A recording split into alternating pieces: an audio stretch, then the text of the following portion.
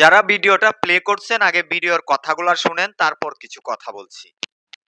খুনটা কি তুমি করেছিলে? নো, এটা জামাত বিএনপির একটা চাল হতে পারে। জামাতের কে? এটা তো আমি জানি না, অ্যাকচুয়ালি আমি জানি না। হাদি হাদি, এই যে আপনারা যে হাদি হাদি করছেন, বাংলাদেশের মানুষ হাদি করতেছে, হাদি তো অ্যাকচুয়ালি একটা জামাতের প্রোডাক্ট, ওটা একটা জঙ্গি। খুন করেছিল কে? আমি করিনি। তুমি সেই সময় বাংলাদেশে ছিলে, তুমি বাংলাদেশে ছিলে তো? হ্যাঁ আমি ছিলাম। তোমাকে সিসিটিভি ফুটেজে দেখা গেছে। আমাকে গুলি করতে দেখা যায়নি। তো তুমি চলে এসছো কেন ভারতে তাহলে? গুলিটা কে করলো? ভারতের পেছনে কে করলো? পেছনে পেছনে দর্শক, আপনারা দেখেছেন ফয়সালকে কিন্তু ইন্ডিয়াতে কারাগারে উঠানো হয়েছে। সাংবাদিকরা কিন্তু প্রশ্ন করেছে ফয়সালকে, সে গুলি করেছে কিনা, কেন করেছে। ফয়সালের মুখ দিয়ে একটি কথা বের হলো, সেটা হচ্ছে এটা কোনো জামাতের চাল হতে পারে।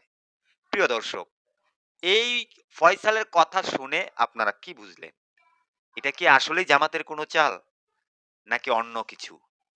ফয়সাল যে সেখান থেকেও একটা গুটি চালতেছে, সেটা দর্শক আপনারা জানি না বুঝতে পারছেন কিনা। দর্শক, আমার রিকোয়েস্ট হচ্ছে আপনারা আপনাদের মূল্যবান মন্তব্য কমেন্টে জানাবেন। কারণ হাদিকে যে শুটার ফয়সাল হত্যা করেছে, এই ভিডিও সোশ্যাল মিডিয়াতে আপনারা সবাই দেখেছেন। সে কিন্তু অস্বীকার করলো, সে গুলিও চালায় নাই। এখানে জামাতের একটা চাল।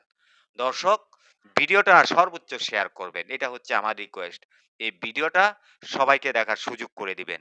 আর এই খুনি ফয়সালের যাতে প্রকাশ্যে ফাঁসি দেয়া হয়, এটা হচ্ছে শুধু আমার না, গোটা বাংলাদেশের মানুষের এটাই দাবি প্রশাসনের কাছে, যে হাদিকে যে হত্যা করেছে শুটার ফয়সাল, তাকে প্রকাশ্যে ফাঁসি দিতে হবে।